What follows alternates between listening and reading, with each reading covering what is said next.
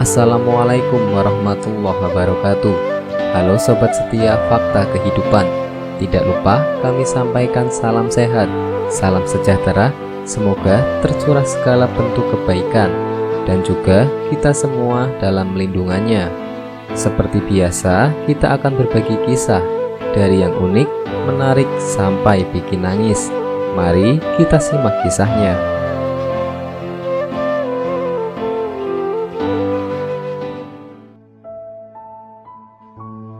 Kisah nyata. Sebelum tidur senantiasa membaca 100 kali sholawat. Hal aneh pun terjadi menjelang wafat.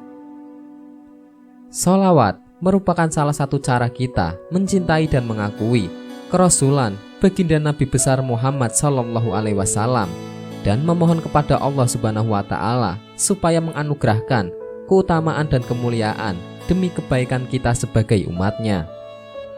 Dalam hal ini nampak jelas bahwasanya hakikat sholawat bukan hanya sekedar menyenandungkan madah kepada baginda Nabi akhir zaman saja, melainkan memiliki sisi lain, yaitu bermunajat kepada Sang Kholik, Sang Raja semesta alam, hingga ada segenap harapan yang dimaksudkan dan butuh perantara sosok kinasihnya yang tak lain Rasulullah SAW agar diperkenankan.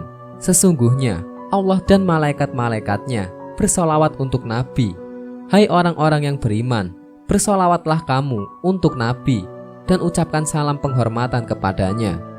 Quran Surat Al-Ahzab ayat 56. Telah banyak kisah-kisah menakjubkan mengenai faedah dan berbagai hikmah yang dialami oleh orang-orang yang gemar bersolawat, baik mereka yang telah dipanggil ilahi maupun yang masih hidup di zaman sekarang ini. Bagaikan oase yang bertahan dalam kembara zaman, terus-menerus selamat, terkadang tak pernah lekang oleh waktu. Melantunkan sholawat tak hanya mendatangkan ketenangan hati, melainkan juga mengundang hikmah-hikmah tersendiri yang bahkan tak mampu dijangkau nalar. Sebagaimana yang diceritakan dalam suatu kisah yang disandur dari buku 114 Kisah Nyata, Doa-doa Terkabul, karya Tauhid, Nur Ahzar, dan Sulaiman Abdurrahim. Begini kiranya Al-Kisah. Seorang ulama zuhud bernama Muhammad Abdullah bin Mubarak keluar dari rumahnya untuk menunaikan ibadah haji. Di sana beliau menyaksikan pemuda yang begitu larut dalam lantunan sholawat yang disenandungkannya. Demikian juga tak kalah di Mina dan Padang Arafah. Abdullah mendapati pemuda itu malah asik saja dalam lantunan sholawatnya. Hai pemuda, kepada pemuda tersebut, setiap tempat ada bacaan dan doa tersendiri. Mengapa engkau tidak malah memperbanyak sholat dan doa, padahal itu lebih dituntut, sedangkan engkau semenjak tadi hanya asik bersolawat saja? Saya memiliki salah satu alasan tersendiri mengapa memilih begitu khusyuk dalam membaca sholawat, jawab pemuda itu. Saya beranjak dari tanah air Khurasan bersama bapak saya untuk menunaikan ibadah haji. Setiba kami di Kufah, bapak saya terserang penyakit parah hingga ia menghembuskan nafas terakhirnya di hadapan saya sendiri. Lantas saya tutup wajahnya dengan kain sarung yang ada, dan malangnya apabila saya buka kembali kain sarung itu, wajah bapak saya telah bertukar menjadi himar atau keledai. Bagaimana saya memberitahukan kepada orang-orang ihwal meninggalnya bapak saya, sedangkan wajahnya kini begitu hina dan memalukan? Kemudian saya duduk termenung di sisi mayat ayah saya dalam kebingungan hingga tertidur dan bermimpi. Dalam mimpi itu saya bertemu dengan pemuda yang memakai penutup muka dan sangat baik akhlaknya. Dia lantas membuka penutup muka itu seraya menatap saya dan berkata, "Mengapa engkau bersedih dengan apa yang telah terjadi?"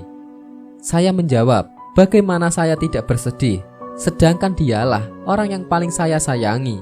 Lanjutnya, pemuda itu kemudian mendekati mayat ayah saya dan mengusap wajahnya hingga berubah menjadi sedia kala.